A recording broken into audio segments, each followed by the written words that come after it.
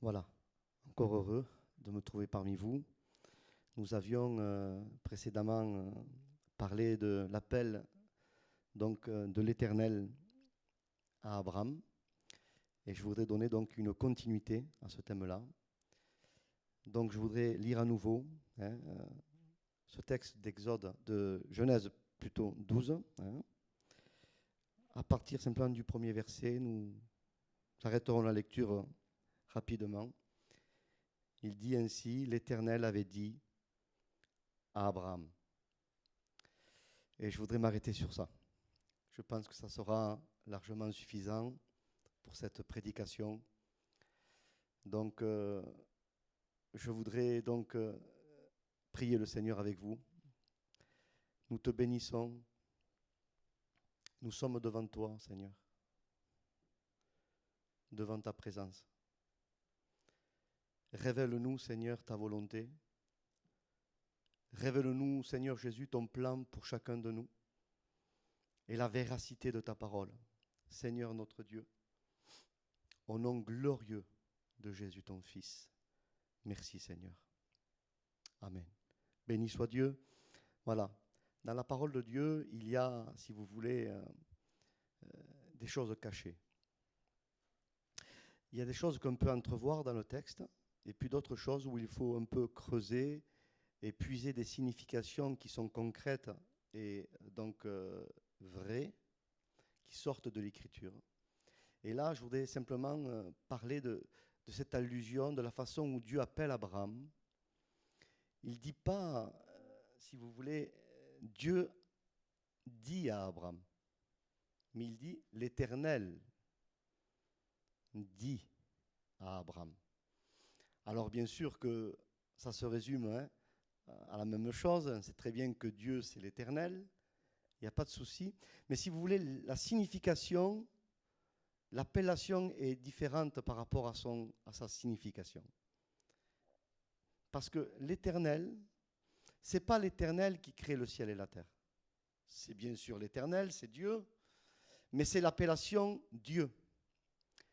Elohim créa le ciel et la terre. Et dans la Genèse, au premier chapitre, on trouve, si vous voulez, cette mention, Dieu créa, Dieu vit, Dieu fit, Dieu sépara. C'est toujours Dieu.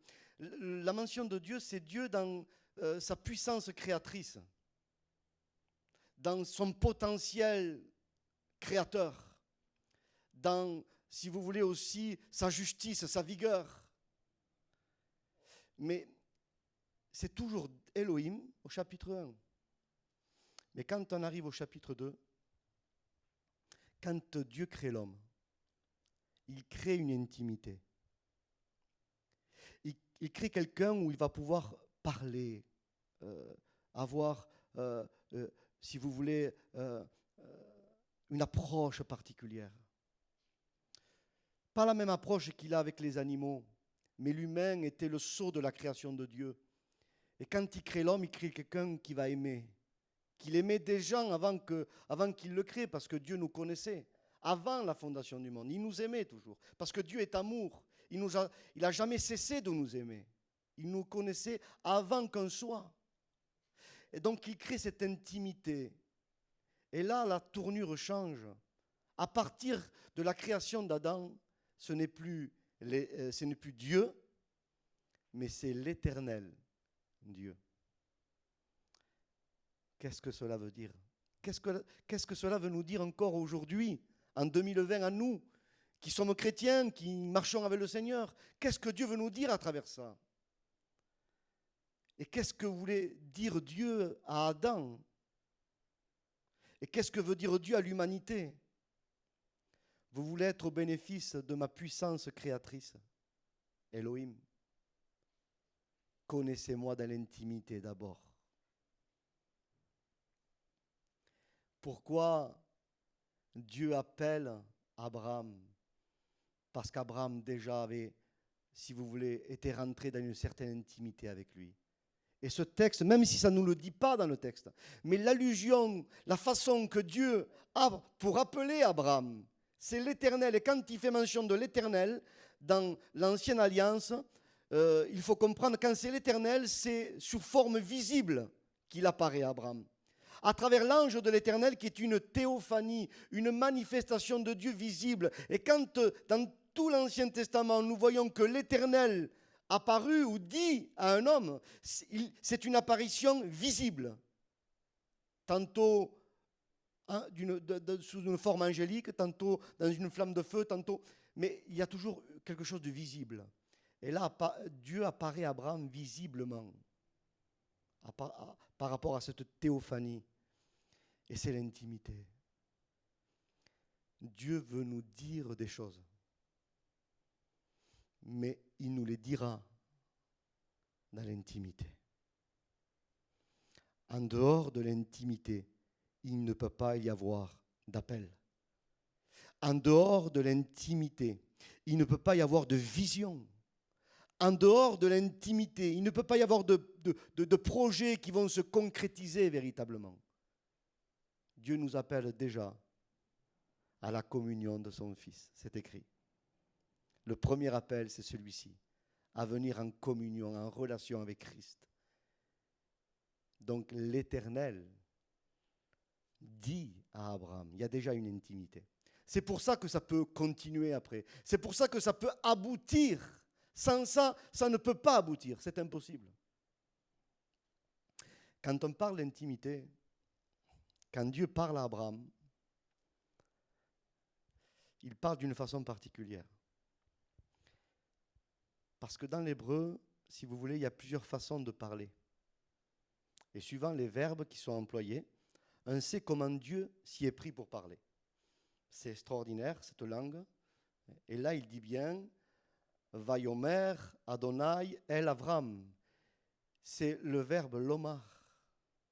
C'est exactement le même verbe, la même façon de parler que quand Dieu crée le ciel et la terre. Et ce verbe-là, c'est parler d'une façon douce, délicate, tranquille. C'est parler sans crier. Et c'est bien significatif. Parce que quand Dieu parle à Abraham, il ne crie pas à Abraham. Il parle doucement à Abraham. Pourquoi ? Parce qu'Abraham est à proximité de Dieu. Quand on crie vers quelqu'un, c'est qu'il est loin. Mais quand il est près, on n'a pas besoin de crier. On parle doucement. Et c'est extraordinaire cette allusion. L'Éternel dit à Abraham avec si vous voulez, une douceur, parce qu'Abraham est proche. Il peut lui parler, presque à l'oreille. C'est ce que nous montre ce texte quand on l'étudie en profondeur. Donc, si vous voulez, il faut être proche pour écouter audiblement ce que Dieu veut nous dire. Il y a des choses que Dieu veut nous dire en plein public, aux yeux de tous. Mais il y a des choses que Dieu nous dira dans le secret. Quand on rentre dans notre chambre et qu'on ferme la porte. Dieu a des choses à nous dire dans le secret.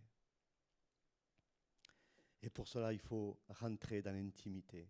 Ne cherchons pas Elohim tant qu'on n'est pas passé par l'Éternel. On ne pourra jamais être au bénéfice de la puissance d'Elohim si on ne passe pas par l'intimité de l'Éternel, son nom propre, son nom intime, ce nom qu'il a révélé à Moïse dans l'intimité, ce qui est propre à lui. Combien c'est important. Il y a une remarque extraordinaire, les frères avaient fait une erreur. Ils avaient marqué ici l'appel de l'Éternel à Abraham. Mais là, le texte ne nous dit pas ça, c'est Dieu dit à Abraham. Alors peut-être pour nous, Abraham ou Abraham, c'est un peu la même chose, mais pas dans le texte hébreu. Déjà, la signification est différente. Abraham veut dire père élevé, et Abraham veut dire père d'une multitude. On peut être élevé par des hommes, mais tant qu'il n'y a pas la production de Dieu, un bien malheureux. Ce n'est pas le coup d'être estimé, d'être côtoyé, d'avoir une notoriété. Ça, c'est être élevé. Mais il vaut mieux produire, être père d'une multitude. Et là, Abraham va passer une étape charnière. Mais qu'est-ce que aussi nous symbolise, si vous voulez, le changement de son nom? En hébreu, c'est très simple. Abraham, il n'y a qu'une lettre qui est rajoutée. Et ça, c'est extraordinaire. Et la lettre qui est rajoutée, c'est la lettre en hébreu Hey, qui est la 5e lettre de l'alphabet hébraïque. Et cette lettre-là, vous savez ce que nous symbolise? Le souffle de Dieu. C'est-à-dire, Abraham, c'est quelqu'un sans aucune capacité propre. Et Dieu n'appelle pas Abraham quelqu'un déjà qui est capable. Dieu appelle Abraham avec son incapacité. Et c'est ça la foi. C'est répondre à ce que Dieu nous dit, à ce que Dieu nous demande, sans se sentir capable, sans argument, peut-être sans aucune connaissance qu'on devrait peut-être avoir. Mais là, c'est là où prend l'ampleur de l'appel. Dieu qualifie quelqu'un qui répond à l'appel. Voyez-vous, c'est quand Abraham répond à cet appel. Souvenez-vous, quand Dieu appelle Gédéon, il lui dit, Gédéon, va avec la force que tu as. Et c'est moi qui pourvoira. C'est moi qui agira. Peut-être que tu te sens incapable, mon frère, ma soeur. Peut-être que tu as remis à demain certains appels de Dieu. Tu sens tellement indigne, incapable. Laisse-moi te dire que la foi, la véritable foi, veut que tu te lèves comme tu es. Va avec cette force. Et c'est lui qui sera ta force. Amen. C'est tellement important cette allusion. C'est très important. Et si vous voulez, ça me fait penser à 2 verbes qui, si vous voulez, nous montrent la foi. En hébreu, la foi emploie 2 verbes. C'est le verbe, si vous voulez, c'est aman et emuna. Aman, c'est une foi, ça veut dire la foi, ça veut dire la fidélité. Mais si on l'associe à emuna, si on la met à côté d'emuna, emuna, vous le trouvez dans le livre d'Habakkuk. Le juste vivra par la foi. C'est une foi qui se concrétise par des actes. C'est une foi qui aboutit, qui se matérialise. Parce que Jacques nous le dira, la foi sans les œuvres est morte. Donc la foi, si vous voulez, Aman, à côté d'Emouna, nous représente une foi théorique. Et il faut que ça passe par la théorie. Il faut que ça passe, si vous voulez, par l'intelligence humaine. C'est obligé. Et quand on voit dans Genèse 15, verset 6, je crois, quand il dit qu'Abraham crut, et cela lui fut imputé à justice. Abraham n'a rien fait là, il a cru. Et là, c'est le verbe, c'est le mot aman. C'est une foi théorique. Et c'est suffisant pour le justifier par la grâce. Mais quand Jacques reprend, dans Jacques 2, je crois, il dit Abraham ne fut-il pas justifié par ses œuvres quand il a offert son fils? Et ainsi, il dit, s'accomplit ce qui est écrit. Abraham crut, et cela lui fut imputé à justice. Mais ça, c'est Genèse 15. Mais quand on voit dans Genèse 15, Abraham n'a rien offert. Absolument rien. Il a cru théoriquement. Mais cette foi, Aman, en lui, s'est matérialisée en Emouna. C'est-à-dire qu'elle n'est pas restée dans la théorie, mais elle est devenue pratique. Elle s'est matérialisée par des œuvres. Et c'est ça, Abraham.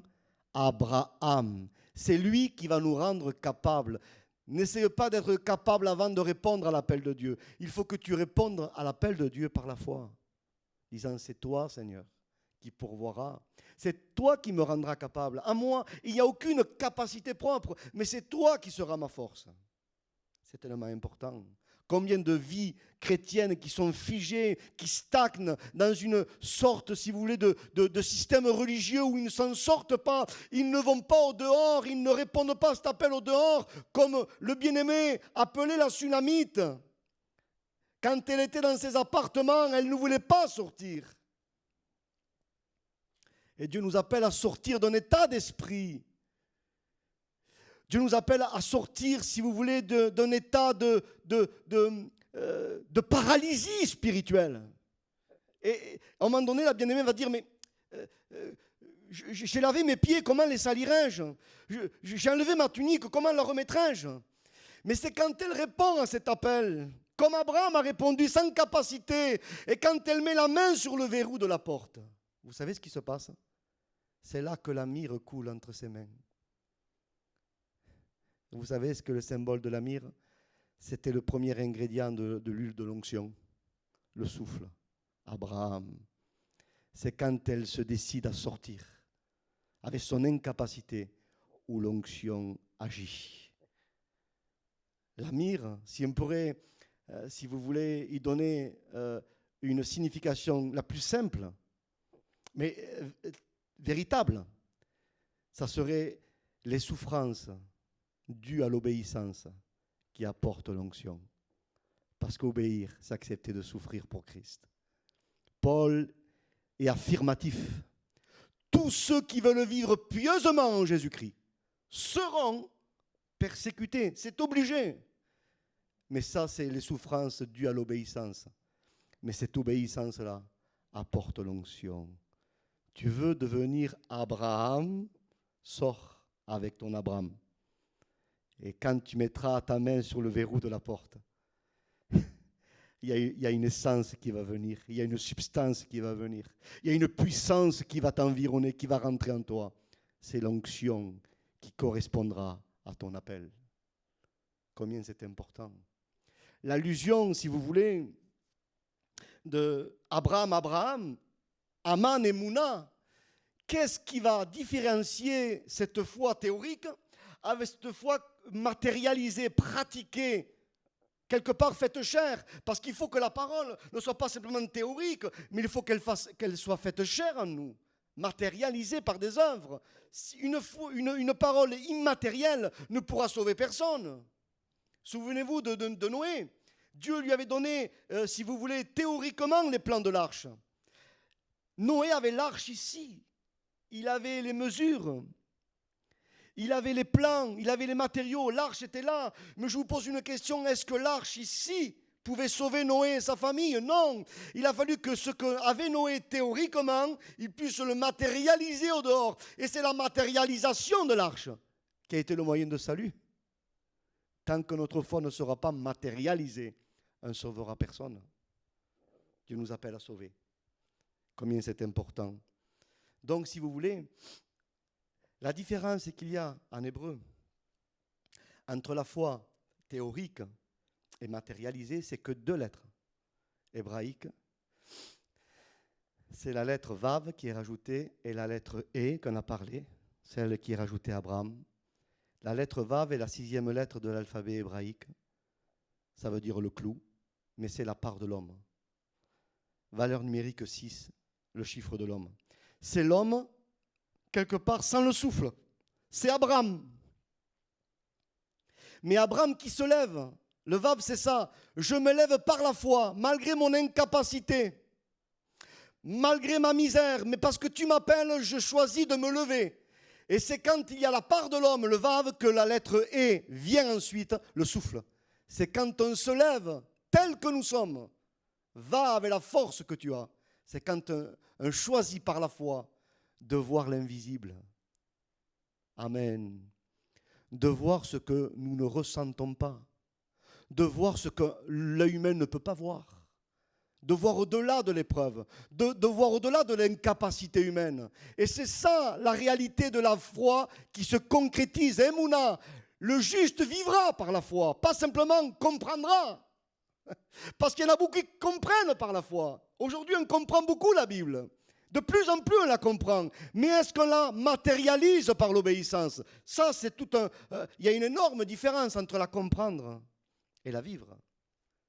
C'est bien de comprendre. Dieu nous fait comprendre pour que nous puissions vivre. Il dit que personne ne peut comprendre les choses de Dieu sans l'Esprit de Dieu. La puissance qui nous permet de comprendre l'Évangile, la même puissance nous permettra de la vivre. Si Dieu nous permet de la comprendre, il nous permettra de la vivre. Voyez-vous? Et c'est ça l'allusion. Le Vav, l'homme qui se lève, ça part. Chiffre 6, bien pauvre. Mais après, il y a le souffle qui nous amène au 7e, au chiffre 7, qui est le chiffre du repos, de la perfection en Christ. Voyez-vous, c'est tellement important de se lever à l'appel, tel que nous sommes. Et on voit cette allusion, je vais finir. Il y a Pierre qui est emprisonné, ça c'est Acte 12. Il est en prison, il y a des chaînes, aux mains, aux pieds. Et un ange va le réveiller en le frappant. Ah, que le Seigneur nous réveille. Dans ces temps qui sont les derniers, on a besoin d'être réveillé. Notre foi a besoin d'être stimulée. Et l'ange va réveiller Pierre. Et Pierre est enchaîné. Mais c'est ça la foi. Elle voit l'invisible. Même ce que tu vois n'est pas réel. Ce qui est réel, c'est ce que Dieu dit. Et Abraham, vous savez ce qu'il voyait? Des chaînes. C'était impossible pour lui de se lever. Il était enchaîné. Il sentait le poids des chaînes. Il les sentait dans ses poignets, dans ses pieds peut-être. Il sentait, il voyait les chaînes. Et c'est comme Dieu lui disait, Pierre, ce que tu vois n'est pas réel. Tu vois des chaînes, en fait, tu n'en as pas. C'est ça la réalité de la foi. Et il dit à Pierre, avec ses chaînes, lève-toi promptement. Et c'est quand Pierre se lève enchaîné que les chaînes tombent.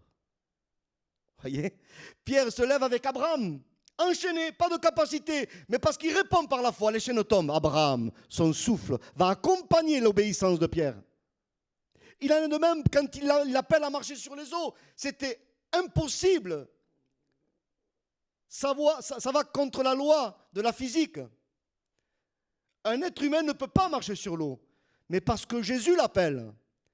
La réalité spirituelle en Christ devient plus réelle que ce que Pierre voit et ressent. Et parce que Pierre met foi à ce que Jésus lui dit, les paroles de Jésus deviennent des fondements sous les pieds de Pierre. Vous savez, je voudrais vous dire en cette journée, Pierre n'a pas marché sur les eaux. Pierre a marché sur les paroles de Jésus.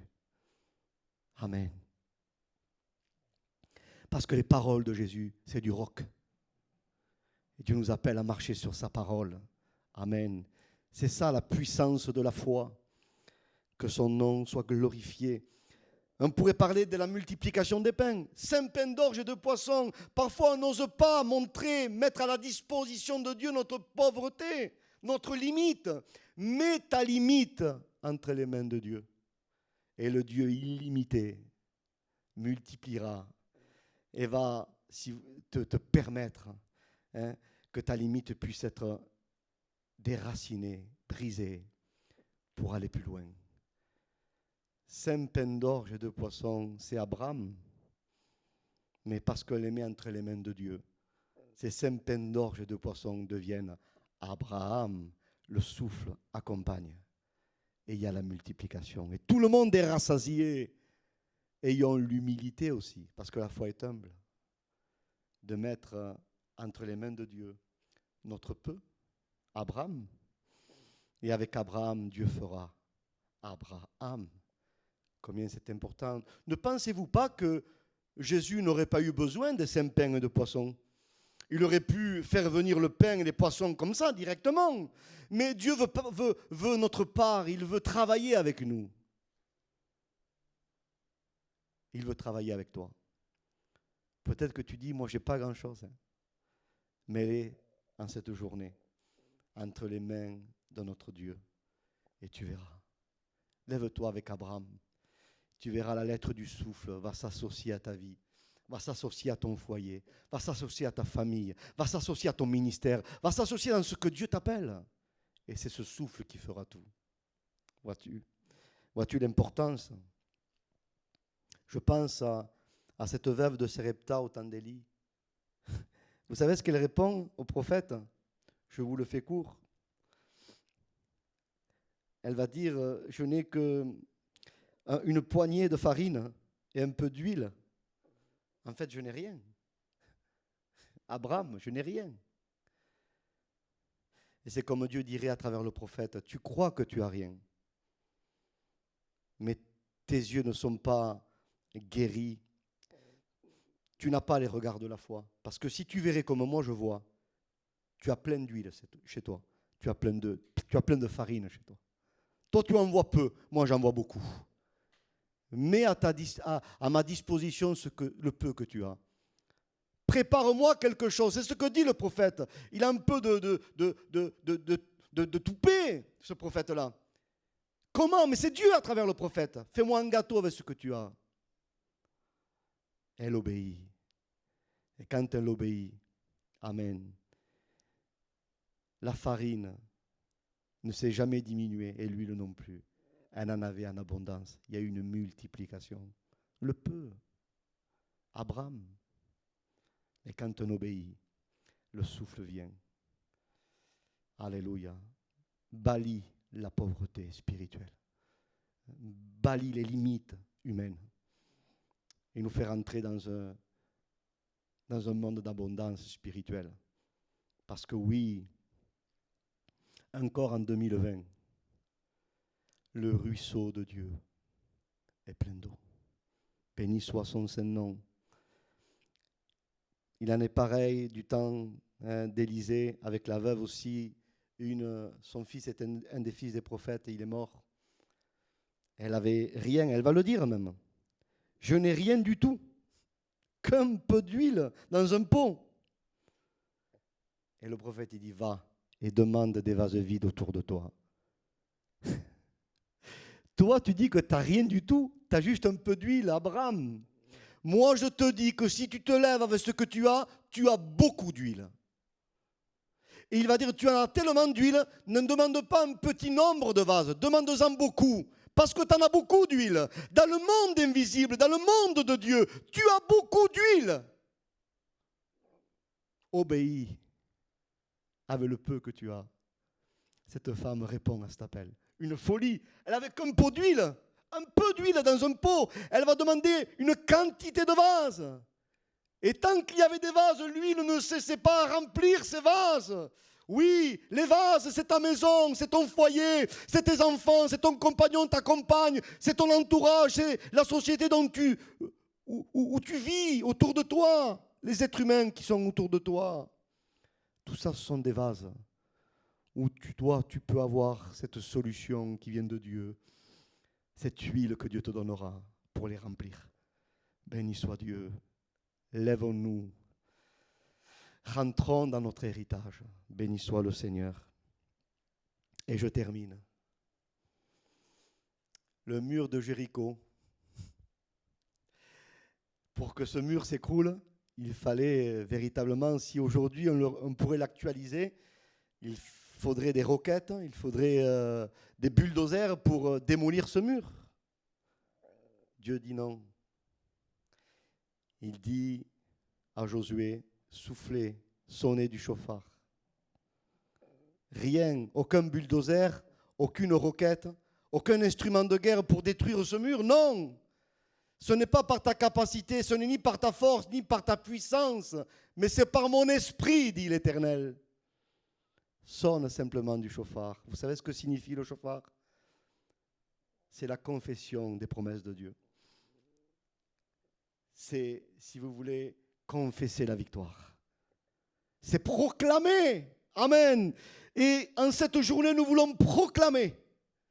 Il y a des murs invisibles, il y a des murs spirituels qui sont là pour nous maintenir dans un état de faiblesse, dans un état de défaite, et que ces murs-là s'écroulent maintenant en confessant son nom du chauffard. Et les murs vont s'écrouler. Veux-tu que ces murs invisibles qui te stoppent dans ta vie chrétienne s'écroulent? Sonne du chauffard, proclame. Il y a une puissance dans la proclamation. Il y a de la puissance dans l'annonciation des vérités bibliques, de ce que Dieu nous a promis. Nous voulons confesser. Nous voulons sonner du chauffard. Et ces murailles vont s'écrouler. Je voudrais, sans plus tarder, prier le Seigneur avec vous. Et je ressens un mot de Dieu pour ceux qui écoutent, chaque personne qui écoutera ce message. Je voudrais prier avec vous. parce que nous sommes conscients qu'il y a des murs que l'ennemi a dressés, des murs invisibles, qui bloquent tellement des foyers, des vies, des familles. Il faut la proclamation du chauffard. Il faut proclamer, il faut confesser, amen, la victoire au nom de Jésus.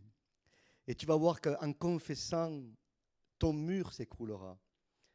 Je voudrais te dire que ce n'est pas le chauffard d'un autre qui écroulera ton mur. Non.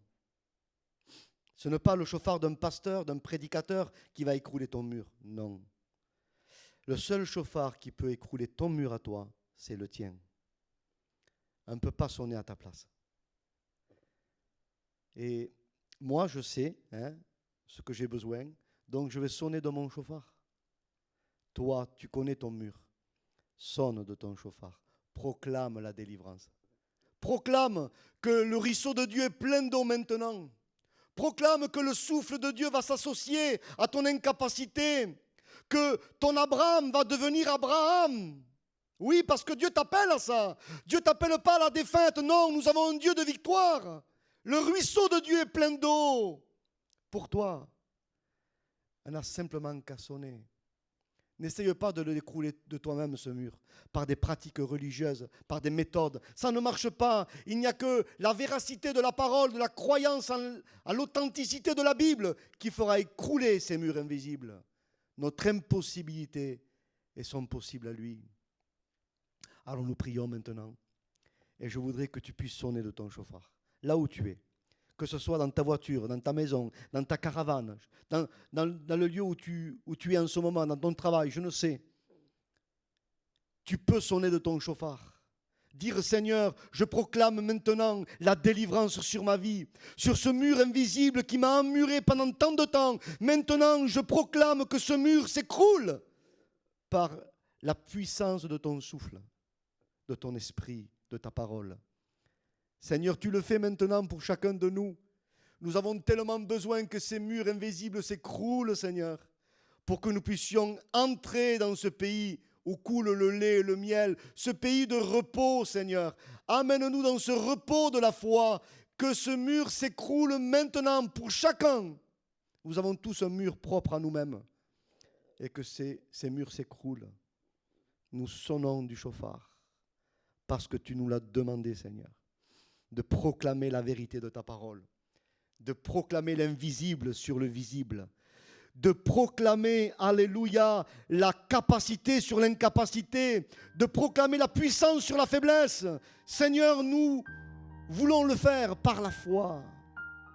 Ah Seigneur, maintenant, tu le fais pour chacun. Au nom glorieux de Jésus. Amen. Que Dieu vous bénisse. Sais-tu pourquoi tu es angoissé? Sais-tu pourquoi tu es attristé? Sais-tu pourquoi tu es malheureux? Parce que tu vis sans Dieu. Sais-tu pourquoi ton cœur est vide? Sais-tu pourquoi tu te sens seul? Sais-tu pourquoi tu fais que pleurer? Tu vis dans le péché. Tu as été créé pour le louer.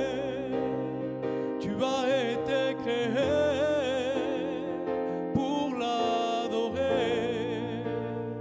Alors ne laisse pas le diable te tromper. Tu as été créé pour le louer.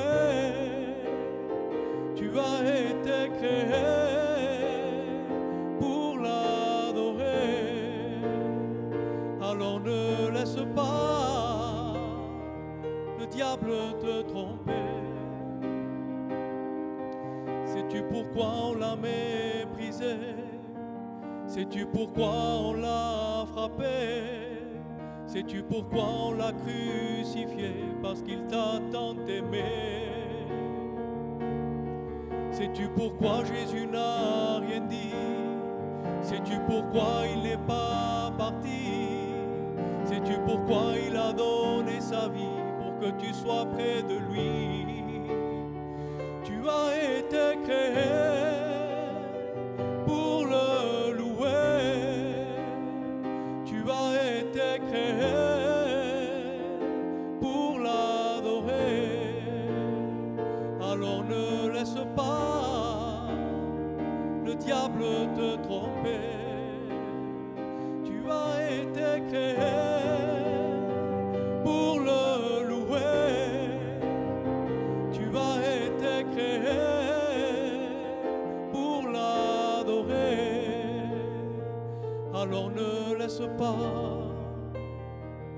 diable te tromper. Jésus veut te sauver.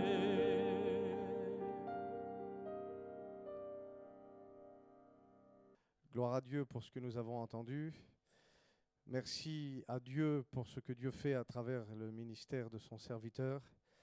N'oubliez pas de réécouter ces enseignements, n'oubliez pas de prendre des notes. Dieu, à travers sa parole, nous parle et n'a pas fini encore de nous parler. Je vous invite à vous abonner sur notre chaîne YouTube, Instagram et Facebook. Et si vous avez des questions, n'hésitez pas à nous joindre. Nous nous ferons un plaisir de vous répondre.